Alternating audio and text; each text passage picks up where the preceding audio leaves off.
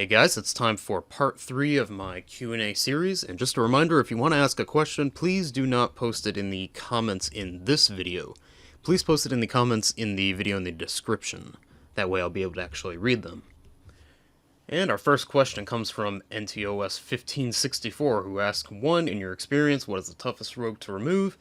And 2. What is the most devastating rogue-specific payload you've ever seen? And for your first question, they're not really all that difficult to remove. There's some that get installed by other rootkits or trojans where the rest of the malware may be more difficult to remove, but a reinstallation of Windows always fixes that. And the most devastating rogue-specific payload would be in a rogue, I think it's called Desktop Defender or something like that. It would block the CLS IDs in Windows. So you would have like broken right-clicking, broken renaming of files, things like that. It was really strange, and you really couldn't do anything with Windows. Reckless Error asks, is there any virus other than CIH that destroys the BIOS? And I know that the Magister worm will borrow the BIOS wiping routine from CIH. Other than that, I don't think there's any malware that does this. And that doesn't mean that some homemade malware doesn't wipe the BIOS. It's just that nothing major in the wild, as far as I know, will destroy the BIOS. Basher Games asks, why do you think people make viruses, specifically destructive ones like CIH? Destructive ones like CIH really are more of like a proof of concept kind of thing. Sometimes the older malware was made to make like a political or some kind of social statement, or just kind of like a digital graffiti, really, but nowadays your malware is mainly made for money, and they are making a killing off of malware, so that's why you're seeing a lot of banking trojans and things like that.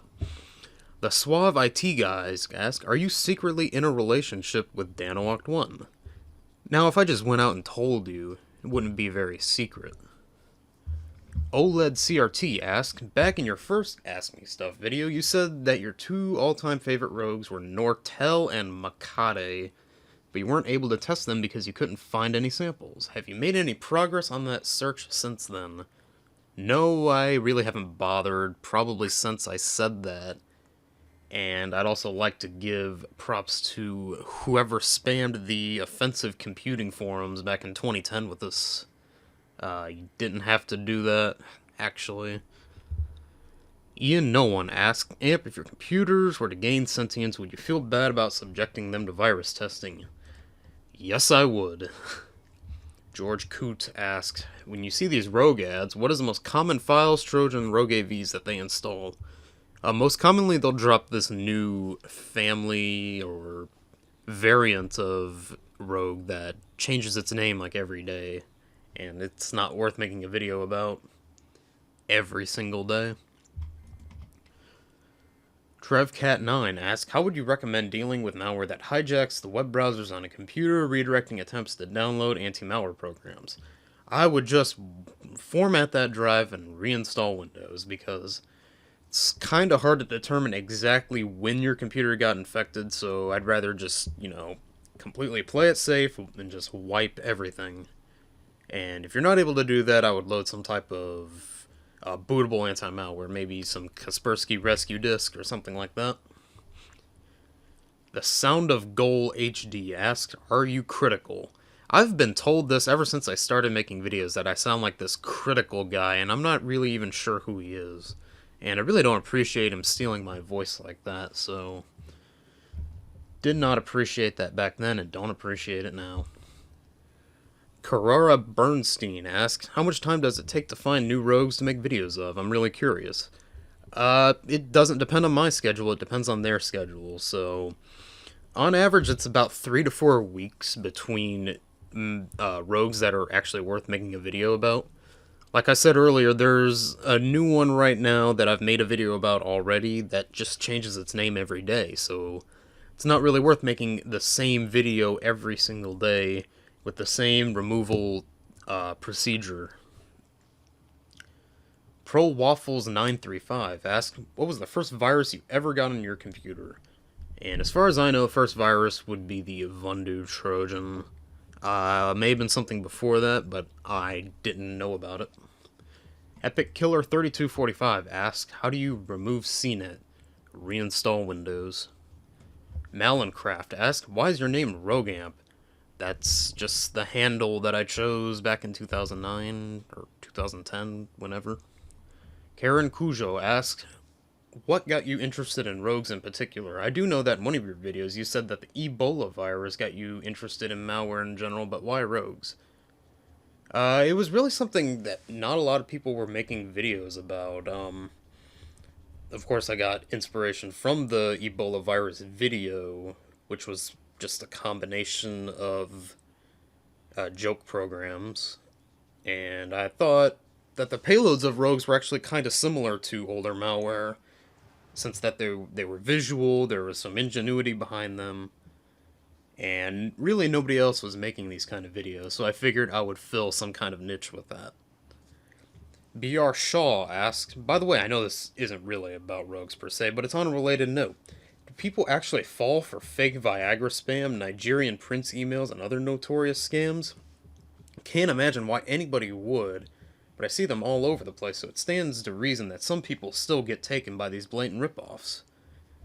And some of these scams are actually quite old. Like, we know about the 419 Nigerian prince scam, and that's actually been around for about 500 years, from the Spanish prisoner scam, where there would be money, some kind of reward to send for a Spanish prisoner or something like that. And as for the fake Viagra spam, generally men are a little bit self-conscious about going to a doctor about Viagra, so maybe they'll want to just buy that online, or they just need a couple pills for recreational purposes. So Viagra, that kind of spam will work. Jack Smith asked, hey man, are rogue antiviruses really that dangerous on PC or Android? Not the rogues themselves, but generally they come with other malware, so yes, it is kind of dangerous. Antonio Cesar asked, did any scammer call you back after that video on Ampdown 1 that called the scammer? I did get a call back from a Skype phone number, but this was later on and I didn't answer it. Anthony Kernish asked, are there any antivirus programs that are worth the money, or do the free ones suffice? For me, I haven't bought any kind of antivirus program other than MBAM Pro, but that's more of an anti-malware thing. Generally, your free options are pretty much all you need. Martin Mouse 1 asked, how do you find out about the Tourette's guy? This was back in the day, my friend. Probably around 7th grade in an English class. My friend tries to describe to me the Bird in the House episode, and it was the funniest thing I've ever heard of. But for some reason, I don't remember if it was just I had bad internet or something, I never looked up the videos, so eventually when I watched them, I followed it religiously. It's still one of the funniest things I've ever seen. I still laugh at all of the videos. They're hilarious.